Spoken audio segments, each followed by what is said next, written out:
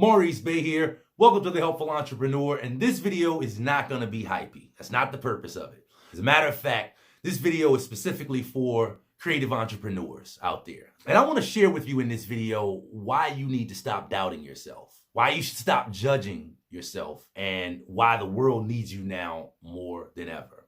You know, there was definitely a time in my life that I would have let doubt stop me from moving forward. I can definitely remember a time in my life that I didn't think that my opinion mattered. I didn't think that my perspective mattered. And I didn't think that the way that I saw things mattered.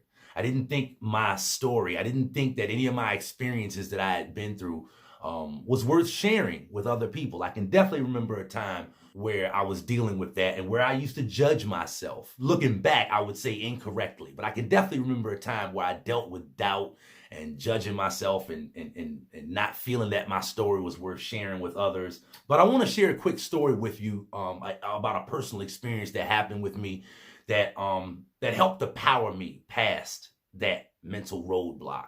And if you deal with that and you stick around to the end of this video, I'm almost willing to guarantee that if you soak in what I'm going to share with you in this video, this will absolutely give you another way to look at it. So if you deal with doubt, if you deal with indecision, if you feel like your experiences are not valid, they're not worthy, if you question that sometime, definitely stick with me through this whole video, because I'm gonna help move you past that in this video.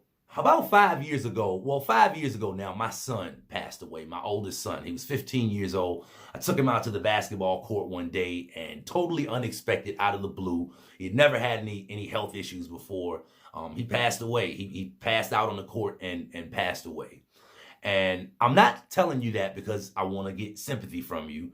I'm sharing that with you because there was a lot of lessons in that. And I want to share a few of the lessons that I got from that event happening, from that event coming into my life.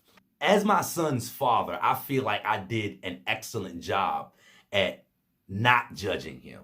I feel like I did an excellent job at reserving my judgment whenever he did something that I didn't understand. Sometimes as parents, you know, we can be overly judgmental of our children. And I feel like as his father, while he was living, while he was here with me in the physical, I feel like I did a pretty good job of not judging him. And whenever he did something I didn't understand, I would actually do my best to stand back off of the situation and get a broader perspective over what was going on. And even though I did that to the best of my ability while he was living, while he was here in the physical, after he made his transition, I started hearing stories from his friends about their perspective of him.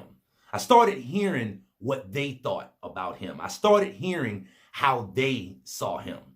And as I realized quickly that as good as I think I did at not judging him and seeing him from a broader perspective, as good of a job as I felt like I did at doing that when he was with me in the physical, when I started hearing those stories from other people, I started to realize quickly that he was a whole lot more than I could actually understand. He was a whole lot more than I could perceive. And the proof of that was the stories that I was hearing. Some of them was like, are you sure you're talking about my son? Are you sure you're talking about my son? And when I came to that conclusion about my son, that he was so much more than I could understand, and he was having an impact in this world that I didn't even know about because I wasn't focusing on it. When I realized that about him, in a weird kind of way, it gave me permission subconsciously to realize that about myself. And so when I started to realize this about myself and about my son, then obviously it was easy for me to come to this conclusion about everybody. Because this is not about being conceited. This is not about being arrogant. This is not about feeling like my story is more special than other people's. This was realizing that everybody is impacting the world more than they think they are. This was the lesson for my son that I got, or one of the lessons that I got from my son passing away, is that we are all impacting the world in ways that we're not even thinking about. Most of the impact that an individual has, you won't ever hear about it. Nobody will ever, you probably won't ever hear someone come up to you and say, hey, you impacted my life in a large way. You will probably never know about that. I mean, think about how many people that you have come into contact with, directly or indirectly, that have impacted your life, that they will never know that they actually impacted your life. It could have just been a smile. It could have just been a kind word. It could have just been an inspirational word at a time that you needed it, that got you fueled back up. And that person will never know how they impacted your life. And I want you to think about that the next time you're judging yourself, the next time you're doubting yourself. I want you to understand that you're probably not examining yourself from the broad perspective when you're experiencing self-doubt or judging yourself. You're probably judging yourself based on something that's happening right then and there. And I also want you to remember that after you watch this video, when someone else judges you, because we get judged a lot, especially as creative entrepreneurs. I know for me, I'm one of the only people in my immediate world that is into the things online that I'm into. And so there's a lot of funny looks sometimes from people.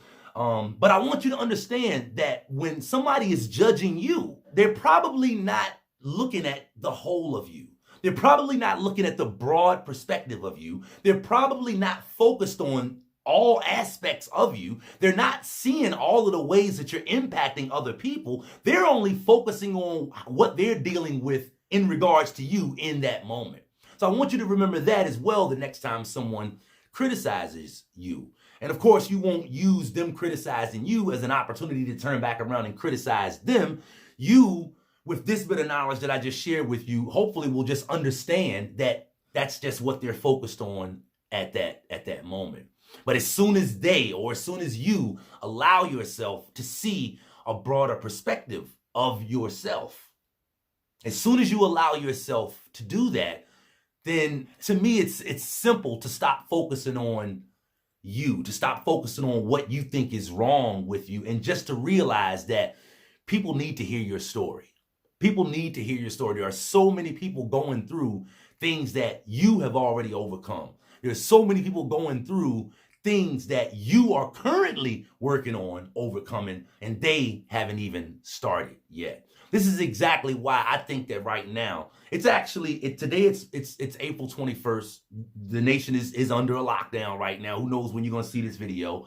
But right now it's more imperative than ever that you share your story, because somebody is looking for the inspiration that you can provide.